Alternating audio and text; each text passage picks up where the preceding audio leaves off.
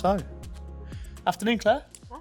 How are you doing? Good. Good. Thank you for joining us after a busy Bin for Water session with the task group chairs in the steering group, looking at the strategy for coming months and years.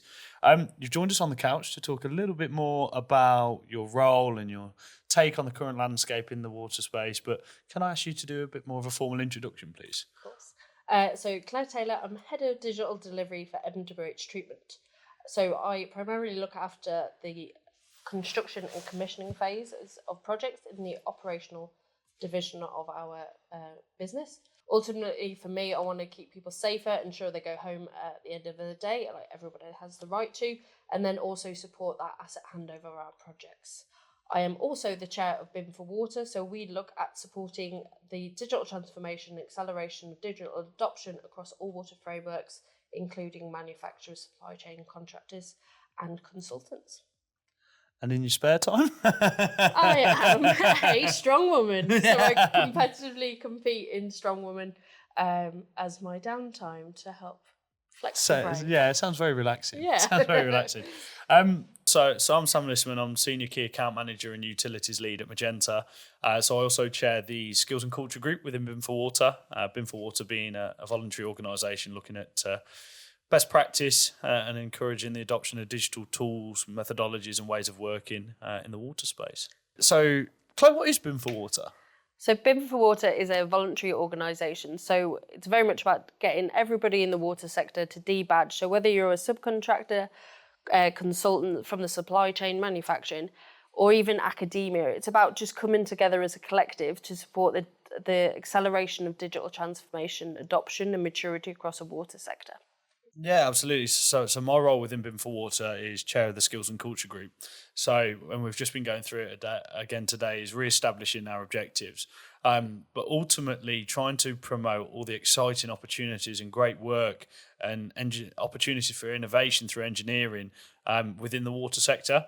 I think we only have to look at the news over the last week or two to again see challenges arising and essentially repeated knocking of the water sector, but and in some instances it's absolutely fair, but I think in other ways it sort of blinds people to the sense that there's not an opportunity for a really purposeful and fulfilling career, which is a little bit disappointing because it's not until you peel back the skin that you go, wow, I didn't actually appreciate how much goes into getting water out the tap. So Claire, no, I've been really looking forward to speaking with you. And I suppose we've all seen the news over the last week. Serious pollution's up 60%. We obviously know about the £104 billion that's going to be spent on improving assets and infrastructure over the next 5 years. And we're speaking about a potential complete overhaul of the regulatory body. It's an interesting time to ask you the question of your perspective on where you think we go from here. So I think for me, like any time of unrest, it's how do we bring control? How do we slow down? How do we bring confidence in the sector?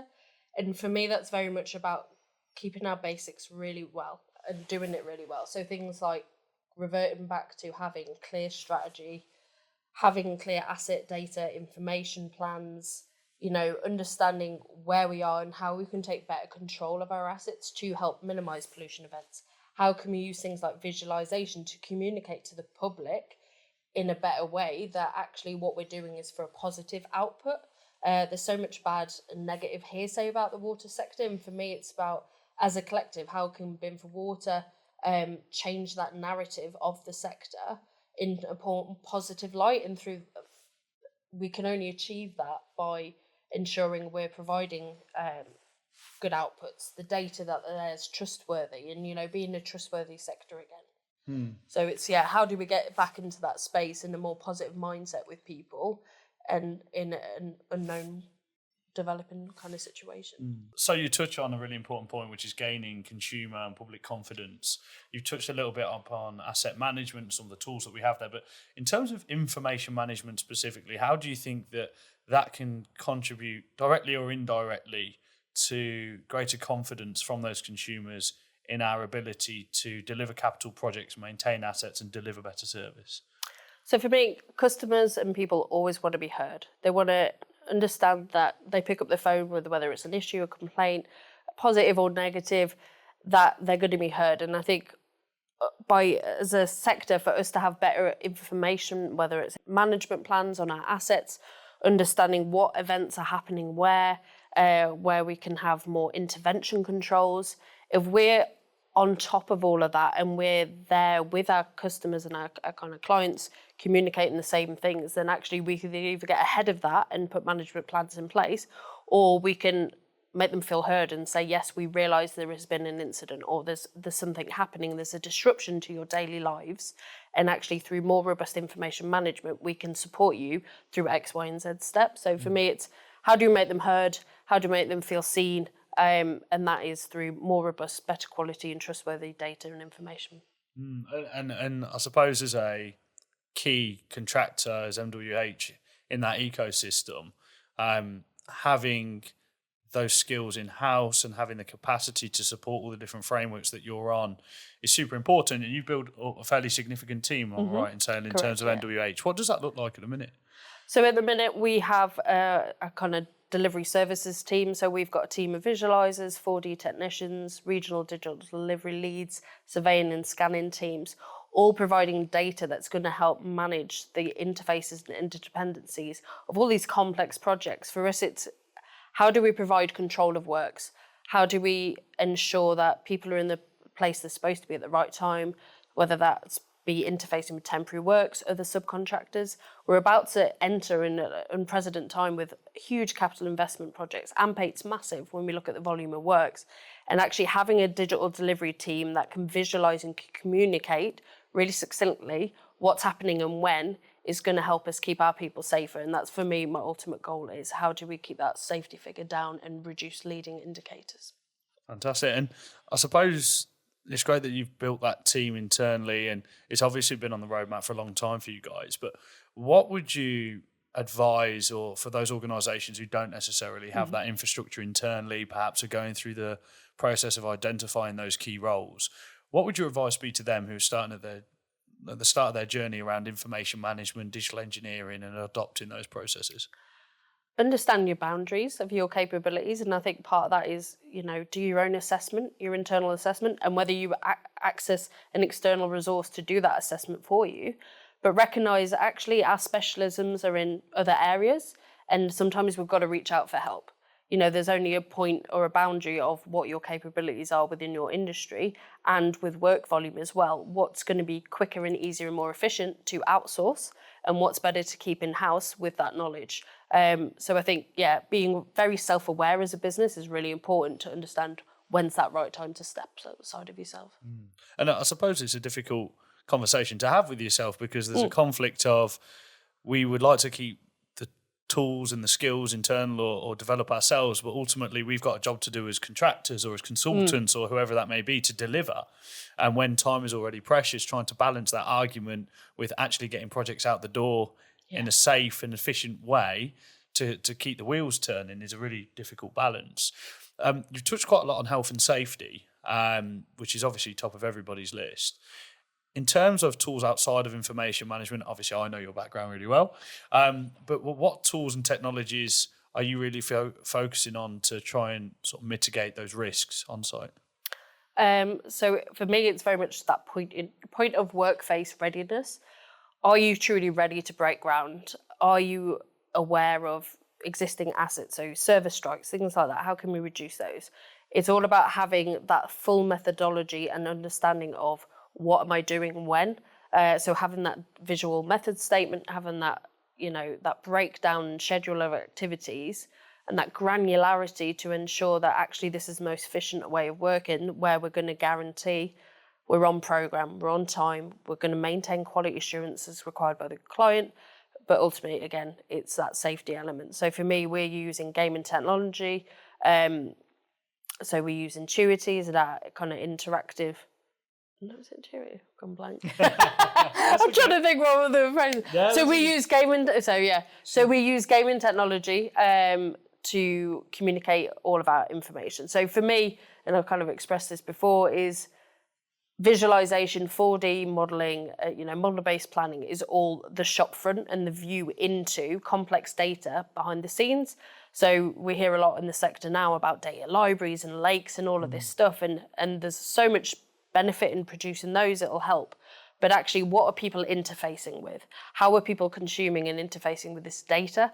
And how is it going to be open, accessible, and be inclusive? And that for me is a huge piece, is how can we make a really complex, technically advanced sector inclusive to the majority? Because if more people understand what's happening and when, then actually we can all support each other. And I think pulling together as a collaborative water sector, whether you're a subcontractor, supply chain, contractor, all of these kind of key parties, if we can communicate from one source of the truth in a format that's consumable and understandable by the masses, then that's going to put us in such a stronger position. This is a really adaptive, exciting sector. And to have a career in the water sector is just fantastic. The opportunities are amazing. I think also, just to add to that, we've realised, and people, especially young people, their drivers for employment have changed. Yeah. In the sense that they want to make more of an impact from a social perspective, from a sustainability perspective in their roles. And that gives greater fulfillment than perhaps the pay that they take home at the end of each month. And there's been a real shift in that. And they want an employer, or they want a career that aligns with their own sort of beliefs and philosophies. And so if you care about the environment, if you care about sustainability, if you care about engineering innovation, this is an amazing place. And you have got so many projects and so many different opportunities that you could come and get involved with, that actually it's a little bit of a shame when people don't necessarily consider it. We had some work experience, I don't want to call them children, students, with us from Cardinal Newman School in Coventry last week. And a couple of them said, look, I want to go into engineering. And straight away, the place that they mentioned is Jaguar Land Rover, which, don't get me wrong, ever since I was at school has always been sort of very coveted in terms of logo, brand. What you learn is obviously a big organisation, especially in the Midlands. Not one person mentioned Severn Trent. Yeah. And it actually hurts me. It hurts me a little bit. Sad. It hurts me a little bit, but actually it's a little bit disappointing, but also it's understandable, because ultimately you've got to think about the information that we're exposed to. And if the information that we're exposed to is constantly hammering and negative, it's probably not going to be top of my list. It's like saying I want to go and work. I want to go and play football for, I don't know, Leicester. Yeah. After their results in the Premier League last year. Yeah. I'm a Coventry fan though, so it does make it. So I did a work experience out in Albania, in a third world country, for 6 weeks, and that for me was my eye opener to I could enter a sector where I could really create a change in legacy and leave a positive legacy on the sector through societal improvement and environmental gain. Yeah. And I think that hits home now with this generation, is you can leave a footprint in a sector that's, Absolutely. And I suppose we like to do a closing question, okay, on each one of these interviews. So if you were giving some advice to a younger Clare, let me start that again. Jesus. That's it. Yeah. Okay, Claire, so for closing question, okay, how's Claire's perspective of the water sector changed now from Claire that was initially joining it? I think I hadn't realised how many different opportunities there are in the sector. And I think what I would say to that, Claire, is don't be afraid to not know what you want to do, because I still don't know what I want to do. But I've had such a pleasure in meandering through job roles in this sector to give me such a broad depth of knowledge and build such a wide community. I started as a graduate civil engineer. I've been a technical delivery manager. I've been a project manager, 4D planner, a rehearsal lead. I'm now head of digital. I'm chair of this group. I've been a lecturer in Barcelona teaching virtual design and construction. That was never on my career's journey originally. I think I wanted to be a pilot back in the day. Still time. I know, I'm hoping. Still time. But I think, don't think I'm in one career and I've got to stick at it. There's so much opportunity, and just have conversations with your sponsors, with your, get mentors and things like that, and invest in people and connections. And the doors that will open in the water sector are amazing. I've managed to travel to New Orleans Singapore, Barcelona, and Boston, doing what I do. And that was never on the plan. And do you have fun at the same time? Of course. Of course we have fun. Good stuff. Thank you, Claire. Thank you. Pleasure as always.